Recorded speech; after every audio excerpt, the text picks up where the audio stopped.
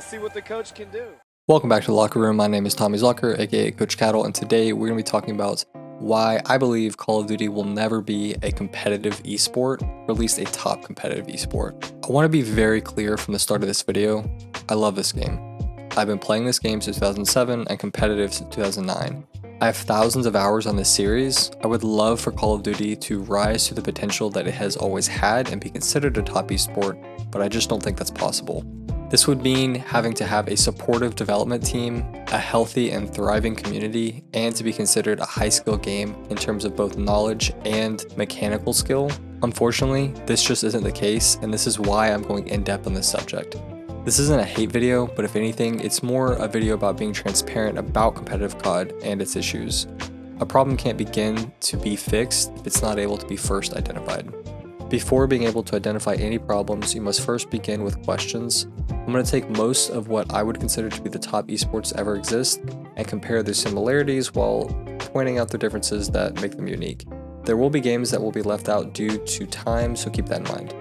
Let's first look at what the longest lasting esports titles are. I call this the historical division because they have had a competitive scene dating back 20 or more years.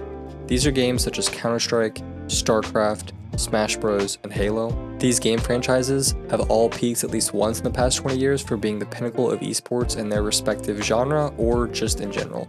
They were either built from the ground up to be at their core fundamentally a competitive game, or they accidentally fell into that role. Their communities paved the way for competitive games today and are still thriving, or at least still surviving after all of these years. Now let's look at titles within the past 5 years. I call this the modern division, and it could even include titles within the past 10 years as time goes on. These are games such as Apex and Valorant. Both of these titles are coming from companies who have already had success making a competitive game prior, and they made these games with the intent to be played competitively. They offer a large level of support for both the game and the community. Their release is much different from the other games in the historical division, who had a slow build to their legacy. It's essentially an egg hatching into a full-grown chicken rather than a baby chick. These are the games that I would put in the unique category, not because they were the first to do it, but because they were the best to do it. Most were the first though. For example, games like Fortnite, Rocket League, and Rainbow Six are such unique games that attract a very specific audience. Their games may or may not have been built for competitive, but regardless, the developers have built ways to support it being played in that format.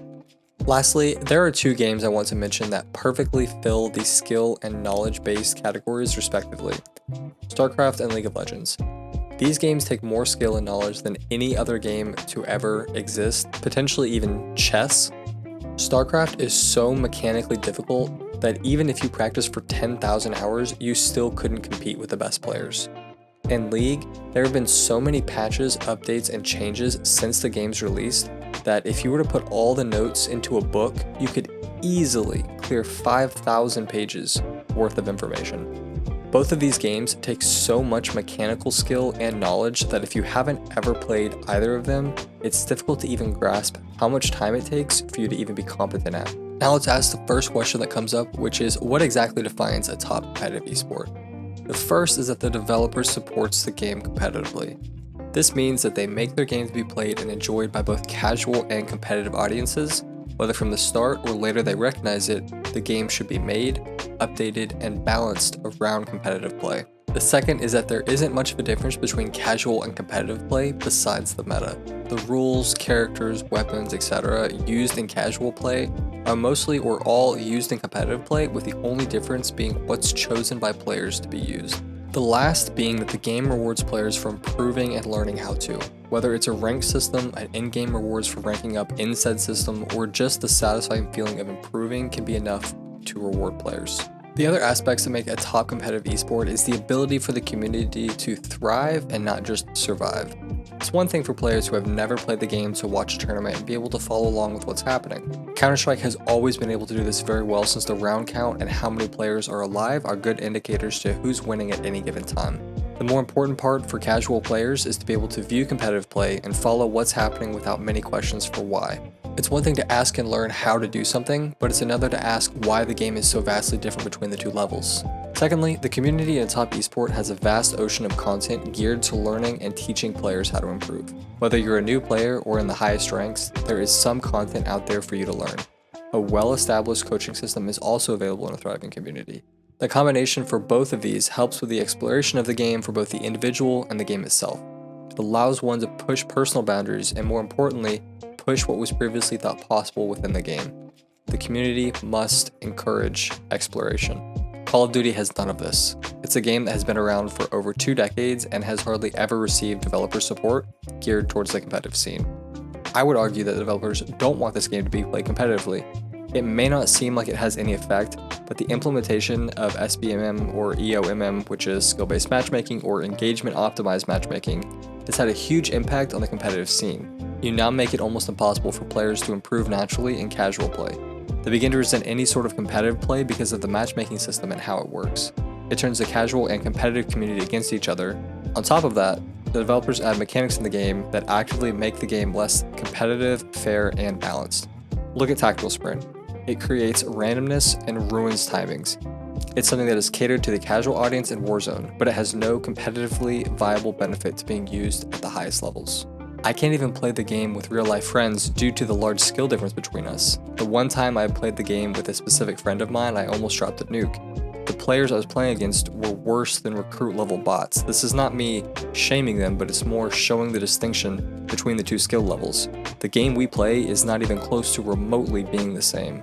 Lastly, there has never been a quality rank system within the entire series. There have been years that have been better than others, but none of them have been good compared to the top esports. A good rank system should include the following. It drops on the release of the game. It has a diverse set of ranks and divisions that are meaningful and accurate. This means that your rank accurately represents your skill level and that you play primarily within your rank. And lastly, the rank distribution should be skewed to the right and not to the center or even the left. The competitive COD community is in an even worse state. Not only have we stagnated at best within the past 10 years, but we have been declining on all fronts. The differences between casual and competitive, SBMM or EOMM, and poor ranked implementation have made it very difficult for newer players to get involved within the scene. There is not a single form of quality content or coaching available compared to games like League of Legends or Valorant. This fact makes the situation worse considering COD was the game that started the YouTube gaming boom back in 2007. In my opinion, the absolute worst part of the community is their blatant disregard for any exploration of the game. If a discussion begins to happen in regards of improving the health of the game or the scene, it gets ostracized viciously without any attempt to explain why something wouldn't work. It needs to be demonstrated first. It's even worse when a new player asks a question and they get quickly shunned away from the scene. The part of the community that will ultimately drive this scene into the ground is the fact that no one is willing to demonstrate anything. If you believe something will or will not work, you need to be able to demonstrate it. A majority of the players who make up the community have come within the last 5 years. These are players with the least amount of knowledge about the game, and they also are the most likely to refuse demonstration in order to make their point. Call of Duty will never be a top competitive esport.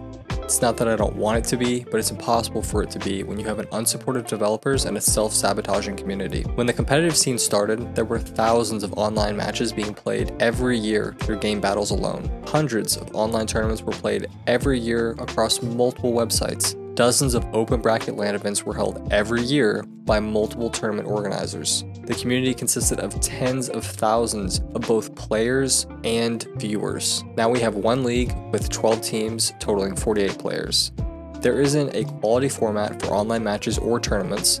Playing at LAN events is pointless since the path to pro doesn't exist. On top of that, we have arguably the most toxic community in the entire gaming scene. To be fair, not much has changed in the past 15 years, but that's more of a sign of poor community maintenance, if anything. Lastly, we have players making decisions in order to benefit themselves rather than the quality of the game. Each year when a new game drops, decisions must be made by the professionals in the community on what should or shouldn't be allowed. Back then, decisions were tested, demonstrated, and made for the health and quality of the game. Now, they are made for personal benefit by people who are unwilling to demonstrate their reasoning. The game and scene has changed a lot within the past 17 years. I would say most of it for the worse after 2013. I want to restate that I loved this series. I grew up with it and have spent thousands of hours playing this game.